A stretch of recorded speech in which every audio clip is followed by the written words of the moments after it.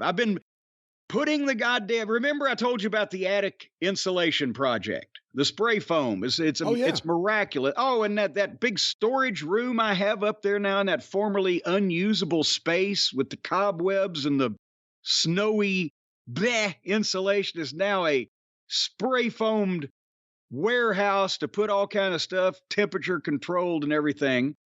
And so I've been moving everything back into the vault from the office that I took out and then trying to clean the office up. And I've been very up and down the stairs, up and down out of the floor, carrying things back and forth. I've done wore my joints out, Brian. And the reason I bring this up is because it reminded me of a tweet I saw last week. I was going to make mention of it and I didn't. There was a clip of two girls in Japan doing some kind of flying spot off the apron that led to them just fucking both face planting on the ground in some fashion. I can't remember what they were trying to do. And Leilani Kai, one of the most respected women's wrestling veterans, left alive on the planet, I guess, at this point. Old friend of mine tweeted out because she's such a wonderful person and she's not in any way trying to harass anybody like I would in that instance. She's just saying, I wish, yeah, I'm paraphrasing now, but I wish that these young wrestlers would feel what I feel from the, basically as carefully worked as possible stuff that was done back in the days, and they're doing this shit now, and how their bodies are going to feel and the pain they're going to go through. She's trying to be sympathetic, but they won't listen because they didn't listen to Jim Ross. Apparently, Billy Gunn is not a person that is listened to in some quarters over in that company. A lot of people listen to me, but it's like the Steve Allen show. Do they get your program in Cleveland? Well, they watch it. I'm not sure they get it. But, so I'm when we were involved, and even me as a manager, without even having to take all those bumps every night and blah, blah, blah, just what I did. Still, it was as carefully orchestrated for maximum impact on the fans, but minimum injury risk as something like this ever can be, and is still people doing wild, crazy shit and, being injured. And the guys doing, with joint replacements and all that stuff. Again, the WWE and part of this is the contrast we're going to draw in today's program between the programs of the two big companies.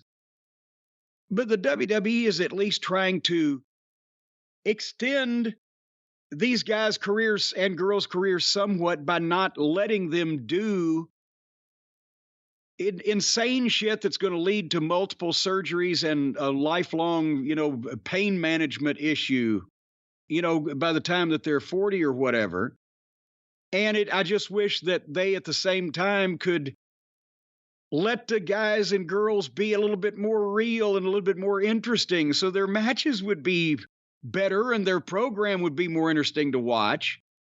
But on the other side of the coin, you've got people flying through fucking furniture and landing on concrete and sharp implements all around. And it's like a goddamn rib. It's like a concentration camp fucking obstacle course.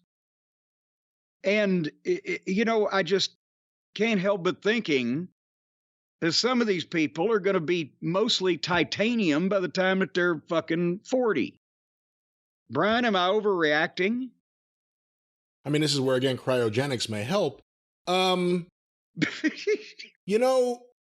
think about everything we heard about, all the warnings that older wrestlers or even contemporary wrestlers had about Mick Foley in the early 90s. And he had a Hall of Fame career, but look at where he is physically today.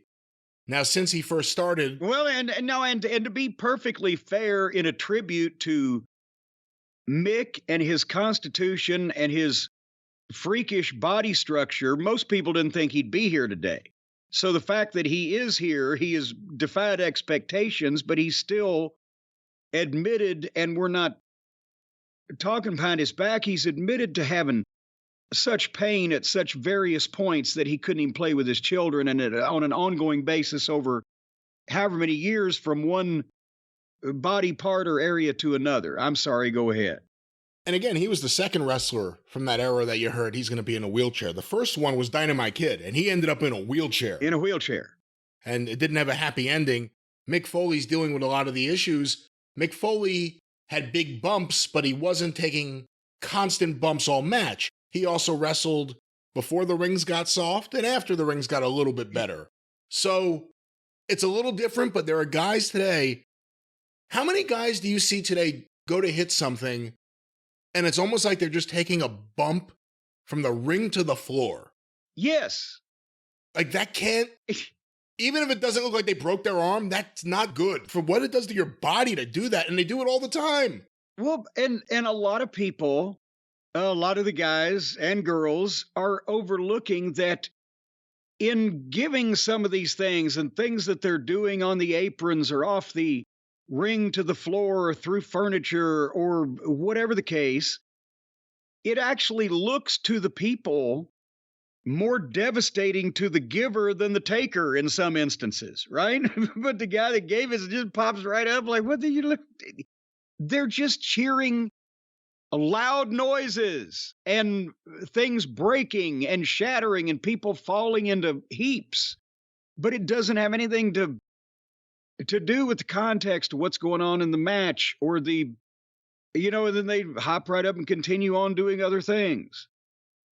And there's some level of high risk that you have to have these days because of the expectation. But the problem is, and that's where I was going with the comparison earlier, is that the only thing that the chaos and anarchy and constant meaningless stunt show car wreck wrestling, the thing that has, the effect that has on the WWE trying to at least keep the guys from killing themselves is it makes them look more boring by comparison. I will admit that. Well, they ain't hardly doing nothing, which is the reason why that you never let in any wrestling territory or company the chaos and furniture breaking get to this level, because it not only makes the other guys look boring, but when you try to do anything else, it makes you look boring too, unless you're the one or two personalities that can pull it off.